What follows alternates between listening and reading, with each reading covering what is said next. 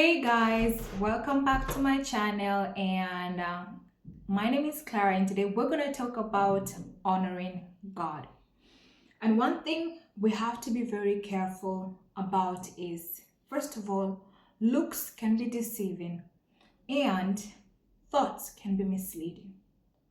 When the children of Israel, they came back from, no, they had sent the 12 spies to go and spy out the promised land. And when they came back, they gave a bad report. And basically, they say that the land devours its inhabitants. The cities are very, very tall, fortified cities reaching all the way up to heaven. And the people there are giants, huge, where they were the descendants of Anakim. And because of that, what those spies, 10 out of 12 of those spies, what they were looking at, deceptive, right? Because those Hittites that they were saying are the most powerful, they're the most strongest. First of all, they're not that strong compared to Jerusalem or the Jebusites, right? And they are thinking like, wow, these people are gonna crush us because we are like grasshoppers before them. And because they gave the Israelites such a bad report, the Israelites went back and they started meditating on the bad report that they had received. The thoughts were very misleading. And they started to think that, does God hate us so much that he brought us out of Egypt only to put us in the hands of the Amorites? Those are specific words in Deuteronomy chapter 1. And when they were thinking about that, they started meditating on how weak our God is. Because the people, they're giants, so God cannot go ahead and fight for them. He's too weak to fight for them. He's too weak to conquer. That's what they were thinking. And the walls, the cities are so fortified, we cannot even go in. How can we even go in there? Because we are like grasshoppers before them. We're like grasshoppers because the people are stronger. The land devours its inhabitants. So everything that the Lord had told us up until then was completely lie. There were lies, right? And they were thinking that the Lord deceived us. He completely deceived us. Everything that he had told us, they were all lies. And many of us, we also act like the Israelites in our own way. When we receive a bad report, for example, you've been diagnosed with a sickness, maybe it's terminal, or maybe you're going through a divorce, or maybe you've lost your child, or you've lost your spouse, from a disease, or maybe you've lost a family member, your parents, your siblings, from this disease. And because of that, it gives us we receive this situation that we've gone through, and we begin to think God as weak. Lord, if you truly cared, you would have helped me. I would not be in this situation. You would have fought for me. You would have provided. You would have protected me. But now, because this situation has encountered us, now we begin to see God as, Lord, you are a liar. All the promises that you have promised ever since I was young, the promises that you say that I would be wealthy, the promises that you say that I would be great, where are those promises now? Where? The Lord deceived me. And we begin to think that the Lord hates me so much.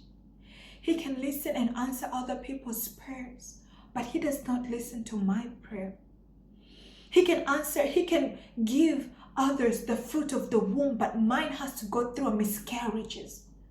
Other people can be fruitful and even abort, but for me, I can't even carry a child I'm bearing.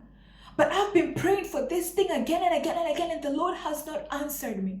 So that means the Lord has lied to me. He lied to me. He hates me. He does not love me. If he did love me, he would have given me what I've always wanted. He would have given me a child. He would have given me a spouse. He would have given me a job. The Lord hates me. And when we begin to meditate on that, we come to a conclusion, just like the Israelites, where they reach a point where they disown God. They reject him. That is what the Bible says. Numbers 14:11. The Lord says to Moses, how long will these people reject me? How long will these people not believe me? Because of the bad report, the situation that we've gone through, that we find ourselves in, the sickness that we find ourselves in, it puts us in a place where we begin to reject God. And to reject him means to find him worthless.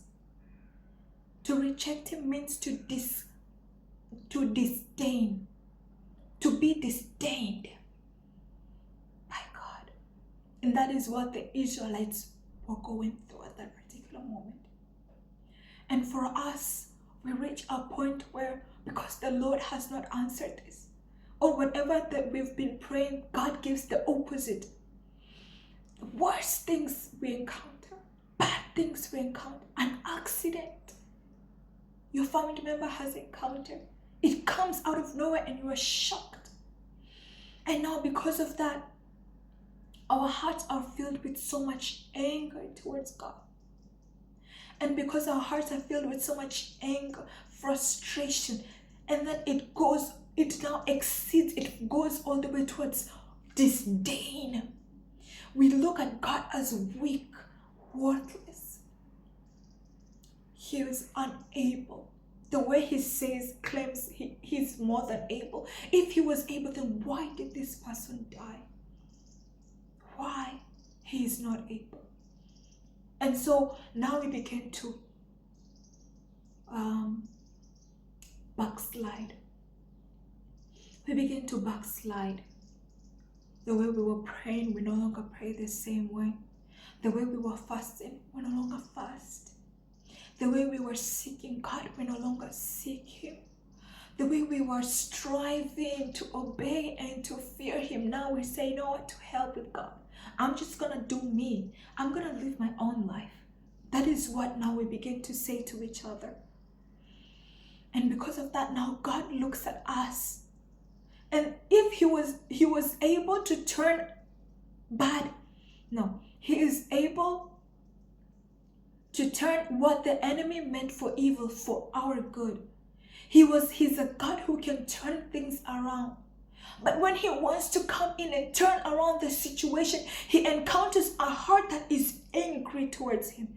He encounters a heart that has already rejected him. And now he begins to grieve. He begins to grieve. And he says just like the way he said to the Israelites, did these people forget all the signs that I did for them prior to now? Do they forget the signs and wonders? How I fought for them, the plagues, the 10 plagues of Egypt. Do they forget how I parted the Red Sea? Do they forget how I fed them manna? Do they forget how I protected their clothes? None of them were worn out. Their shoes, none of them were worn out. Do they forget how I moved with them with a pillar of cloud by day and a pillar of fire by night? Do they forget how I protect them and how I fight for them? Have they forgotten all of these things up until now? If I, the Lord, could do all these things, why can't I do them now? Why can't I turn things around now? Why can't I heal you now? If I was the one who protected you, I was the one who helped you, preserved your youth ever since you were young. Ever since you were in your mother's tummy, I was with you and I protected you through every stage in your life. through every sickness that you had gone through. This sickness right now, this deadly sickness, what will that stop me from being a healer? What about your children? When I saved your children, when you were a first-time mom, you didn't know what you were doing, but I was there with you. I raised this child. So the fact that it has reached this point, you think I am useless? And there's some things that when we encounter some situation and they put us in a place of complaining and in a place of rejecting him, it grieves his heart. It grieves the heart of God, because he says, if I did it then, why can't I do it now? If I saved you then, what makes you think I can't save you now? What makes you think that I'm such a weak God, that I cannot turn things around for your good? What makes you think that I'm such a weak God, that I cannot fight your battles? What makes you think that I'm such a weak God, that I cannot go ahead of you and make all crooked paths straight?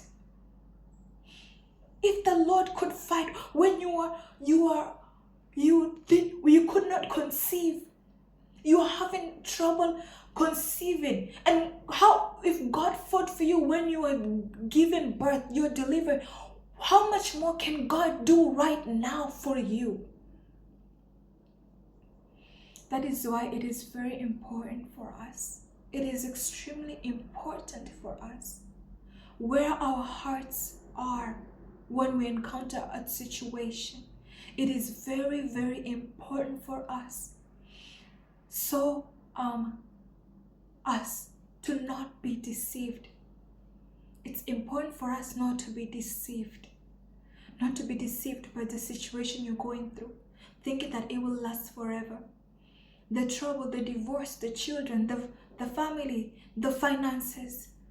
Let us not meditate on these things and make it look like God is not able. Because the Lord is able to do exceedingly, abundantly, above all that we ask or imagine. Because when we reject God because we have encountered challenges, then that will lead God to reject us. Because that is what he told Moses. He says, because these people have rejected me, so have I rejected them. And he said that,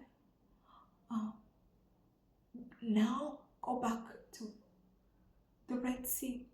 You're no longer going to enter the promised land. Sometimes challenges can come on the verge of your breakthrough. It can come on the verge of your deliverance. And when we don't pay attention in that time, we might rebel, complain, and reject it. And that complaining is what is going to take us back, demote us. If God was about to help you cross over, now you begin to even go back. Delay. But today, let us just have grateful hearts. Let our hearts be grateful. To think about how far God has brought you. Because the thing, all your life, it has been God. The Bible says that thus far he brought us. He is Ebenezer. He is Ebenezer. There is no one like him. There is no one who compares to him. There is no other God like him. He is the Alpha and Omega. He cannot be compared to a sculpted idol. He cannot be compared to any person. He is a God who reigns above heaven and earth. He reigns. He is the creator of heaven and earth. There is no one, nothing. He has no rival. He has no equal. He is immortal. He is awesome God. He is sovereign. That is a God that you and I serve and you and I worship. So when you encounter challenges, understand that God is still good. When you encounter hell, understand that God is still good, because he will never forsake you. He is with you in the valley. He is with you on the mountain. He is with you when you in your victories. He is with you when you're going through challenges in your battles. He is with you in your warfare season. He is with you in sickness. He is with you in health. He is with you when things are going well. He is also with you when things are tearing and going and falling apart. He is the same God who is with you. If he fought your battles if he fought for you when you had no finances, he will fight for you when you have money, when you have wealth. If he fought for you when you didn't have children, he'll fight for you when you have kids. If he fought for you when you are single, he'll fight for you when you're married. Because he's a God who is with us. He is very loyal to us. He is a covenant-keeping God. That is God. That is why we need to honor him. We need to honor him despite the situation you're going through. Why did you open the door? I wanted to see if it was recording.